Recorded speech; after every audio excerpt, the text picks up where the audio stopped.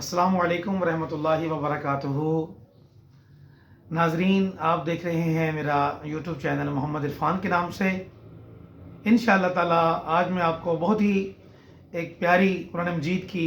سورہ مبارکہ، اس کی فضیلت اور انشاءاللہ تعالی اس کی تلاوت آپ کے سامنے کروں گا۔ اس کے بے شمار فوائد بھی ہیں، برکات بھی ہیں کہ حدیث مبارکہ میں کہ جو روزانہ سورۃ الملک پڑھے گا تو اسے عذاب قبر نہیں ہوگا،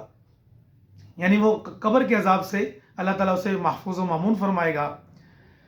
تو روزانہ ہی رات کو یہ پڑھنے کی سننے کی عادت بنا لیں۔ امیر اہل سنت میرے شیخ طریقت بانی دعوت اسلامی نے جو نیک اعمال ہمیں ارشاد فرمایا ہے، اس کا روزانہ جائزہ جب ہم لیتے ہیں تو اس میں بھی ایک یہ مدنی انعام اور فکر مدینہ کی جو ٹرمز تھیں اس کے مطابق جائزے والی جو ٹرم ہے، آج کل جائزہ اس کی جو ہے ٹرمینالوجی یوز ہو رہی ہے، تو اس میں کہ رات کو کیا آپ نے سورۃ الملک پڑھی یا سن لی،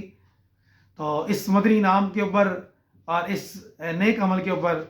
انشاءاللہ عمل بھی کریں گے اور اس کی دعوت دوسروں تک پہنچائیں بھی۔ اور قرآن مجید کا ایک حرف پڑھنے سے 10 نیکیاں ملتے ہیں، اور یہ دو رکوع کی نبی کریم صلی اللہ علیہ وسلم نے ارشاد فرمایا، یہ منجیہ ہے، یہ مانعہ ہے، یہ روکنے والی ہے، یعنی عذاب قبر سے یہ بچانے والی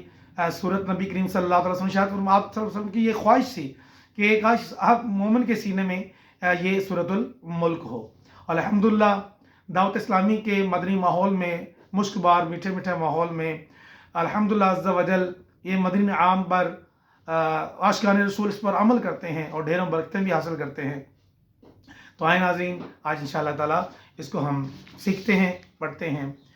تو یاد رکھیے، جب بھی تلاوت قرآن ہو تو اللہ تعالیٰ فرماتا ہے وَإِذَا قُرِئَ الْقُرْآنُ فَاسْتَمِعُوا لَهُ وَأَنصِتُوا لَعَلَّكُمْ تُرْحَمُونَ۔ جب قرآن مجید کی تلاوت ہو تو اسے کان لگا کر سنا کرو تاکہ تم پر رحم کیا جائے۔ اعوذ باللہ من الشیطان الرجیم، بسم اللہ الرحمن الرحیم۔ تبارك الذي بيده الملك وهو على كل شيء قدير، الذي خلق الموت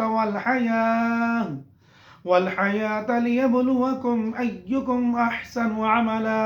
وهو العزيز الغفور، الذي خلق 7 سماوات طباقا، ما ترى في خلق الرحمن من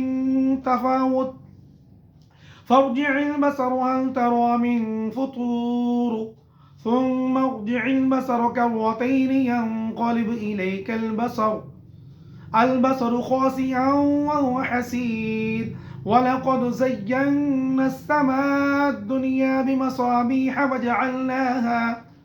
وجعلناها رجوما للشياطين، وأعتدنا لهم عذاب السعير،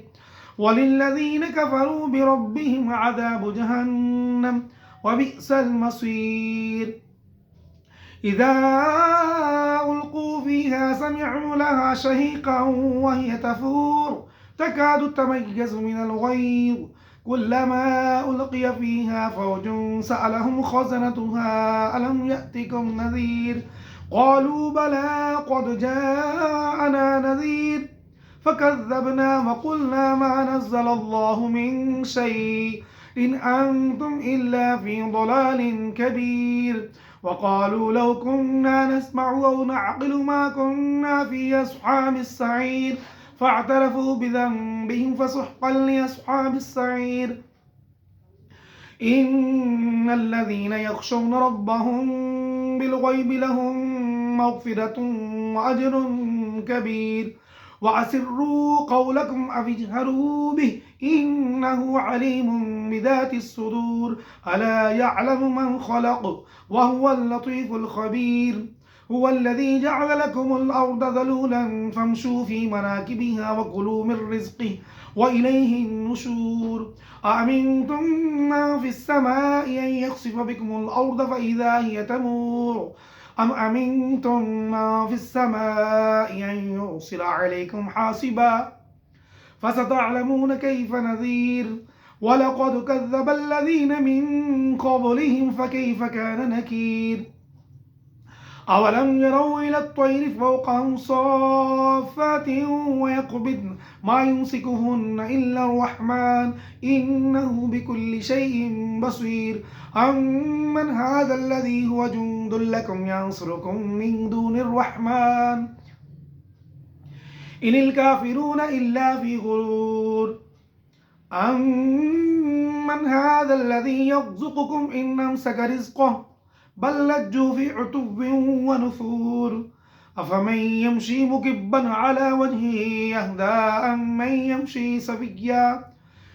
على صراط مستقيم قل هو الذي أنشأكم وجعل لكم السمع والأبصار والأفئدة قليلا ما تشكرون قل هو الذي ذرأكم في الأرض وإليه تحشرون ويقولون متى هذا الوعد إن كنتم صادقين قل إنما العلم عند الله وإنما أنا نذير مبين